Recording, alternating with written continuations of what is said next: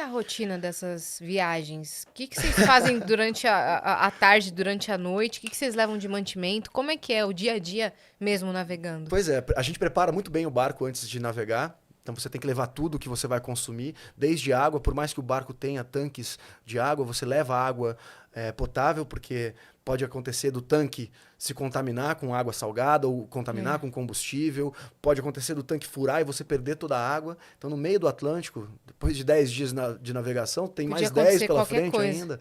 Qualquer coisa nesse sentido, então você tem que ter ali as provisões todas, né, água. E assim, a rotina, o que a gente faz, Yasmin, é que a gente tem os turnos, né? As minhas travessias eu sempre estava com tripulação, então a gente se dividia. Na primeira delas, nós éramos 3 pessoas. Mas a tripulação que eu acho ideal para uma travessia são 4. Porque aí a gente consegue fazer turnos de 3 horas de navegação, onde você está no comando, né, fazendo o seu turno à noite, e durante o dia 4 horas. Durante o dia tá todo mundo meio que em volta ali do bar, tá todo mundo ali no cockpit, né? Então acaba que a gente tá revezando, então é mais tranquilo. Mas à noite, quando vem o cansaço, o sono pode bater, dá para tirar uns cochilos durante a navegação? Dá, porque você encontra barcos no meio do caminho, cada 3, 4, 5, 6 dias você vê um cargueiro passando distante no horizonte, ou um outro veleiro cruzando próximo de você. Muitas vezes nem é em rota convergente, então o risco de ter um acidente não é grande. À noite, você não consegue, à noite ou durante o dia, você não consegue ver se tem container no meio do mar, então assim, é meio que na sorte mesmo. A questão é mais a questão dos ventos, né? Você antecipar quando vem uma nuvem forte, né, que a gente chama de squall, que é uma nuvem que traz ventos fortes ou chuva, então você se antecipa. Já teve chuva forte durante a viagem? Já teve, são chuvas rápidas de 5 a 10 minutos, mas que aceleram os ventos a 100% daquele vento que você está tendo. Ou seja, um vento de 20 nós, mais ou menos, que daria uns, sei lá, uma conta meio mais ou menos aqui, seriam uns 35 quilômetros por hora. Quando essa nuvem está passando, é o dobro, então são 70 quilômetros por hora. E isso aí, para isso você tem que reduzir os panos da vela, né? Reduzir as velas, Sim. rizar as velas, como a gente diz tecnicamente. Rezar? Rezar, né? Rezar também.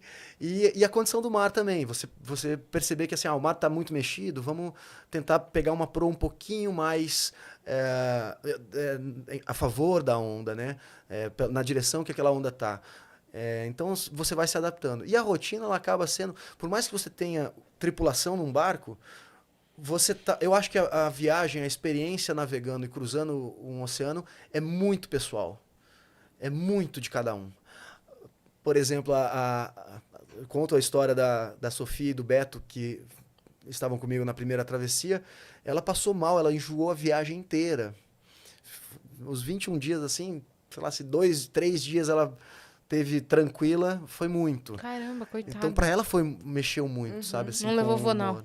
Não levou. Não levou. Não, acho que levou e tomava. Só que assim, você entra no barco, o barco não para nenhum momento de balançar. Então você vai sentindo aquele movimento, é muito complicado. E você tem que cozinhar, você tem que fazer, né, a sua higiene e tem que descansar. Muitas vezes você descansa, você dorme assim, de cansaço mesmo. Não é porque você, não, agora é hora de dormir, vou lá, vou deitar, vou contar carneirinho. Carneirinho vou contar as ondas que estão batendo, né? Sim. Conta as ondas que estão batendo e acaba Mas é bom apagando. de dormir que parece um berço, né? Eu Tininando. gosto muito. Quando eu fiz cruzeiro e a noite balançava muito, nossa, eu dormia muito bem. E não Mas enjoava. mas o Não balanço enjoava. do cruzeiro não me enjoava. O balanço diferente. Do barco, com certeza vai enjoar. Porque, diferente. sabe o que eu lembro? Quando eu fiz, tinha as paradas, né? E aí tem parada que... tem o lugar onde o cruzeiro consegue parar mesmo, Sim, o porto que você entra e tal. Mas nas praias, não. Ele para lá e você entra no bote e o bote traz. Isso. Cara, é tipo assim, você entrou no bote, parece que todas as ondas do planeta resolveram acontecer naquele lugar ali. Isso é um enjoo que não dá pra explicar. E olha que o barco provavelmente está parado numa área mais abrigada e o desembarque está sendo numa condição mais favorável. Senão, Pois é. no Atlântico, Cris, assim, é muito doido. Eu me lembro de cozinhar, como a minha amiga não podia cozinhar, porque ela não podia entrar no barco, porque ela ficava enjoada, eu cozinhei, nos 21 dias eu fiz 41 refeições, 42 refeições para nós. Ô, louco. Fora lanchinho, então meu amigo não cozinhava também, e eu gosto, E é um conduzia passatempo ainda? muito bom. Sim, a gente se revezava na navegação no barco.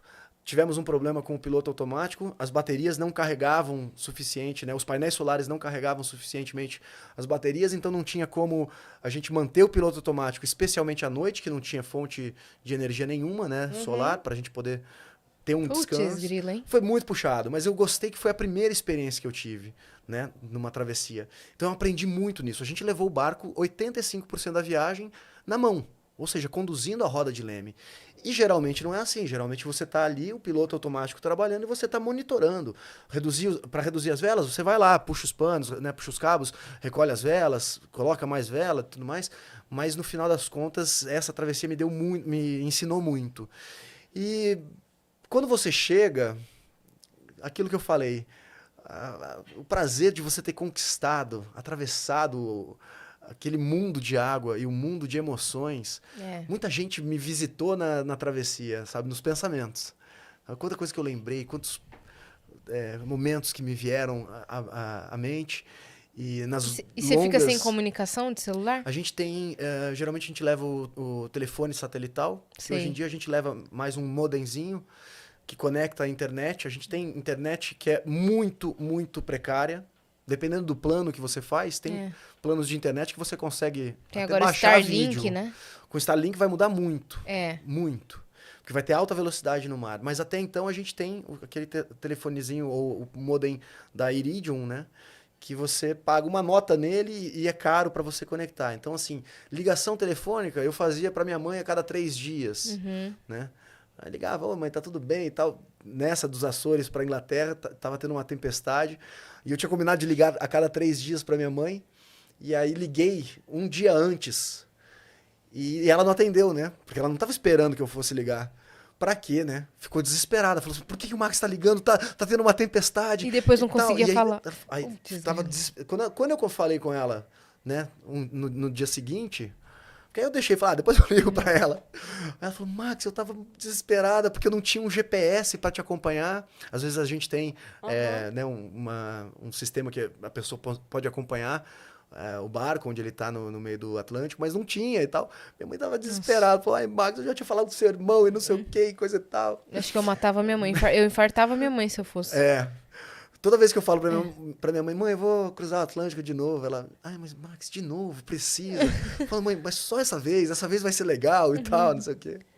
Mas aí a gente consegue receber e-mails de texto, né, para saber informação técnica de meteorologia, os prognósticos de meteorologia, se a gente deve continuar seguindo nessa ou se a gente muda um pouquinho o rumo mais para sul, para norte. Como faziam em 1700, né, mais ou menos. É quase isso. Naquela época ainda era mais difícil. Não tinha silver tape, né? Silver tape salva muito. Quando quebra alguma coisa, vai lá, bota o silver tape, resolve o problema ali. Mas eu acho que assim, é uma experiência muito legal. As pessoas mandam muita mensagem nas redes sociais. Ah, Max, não, que legal que você está fazendo. Nossa, me inspiro por você.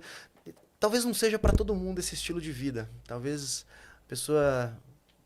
O seu desafio maior talvez seja ter um filho, mudar de profissão, mudar de cidade, ou construir algo, né, uma empresa, né? Cada um tem o seu desafio para enfrentar. Eu acho que o meu ali, ele é simbólico, né? Tem as metáforas do universo náutico que a gente traz para o nosso cotidiano, mas às vezes você tem que descobrir qual é o seu propósito, o que você tem que fazer na sua vida. Com certeza.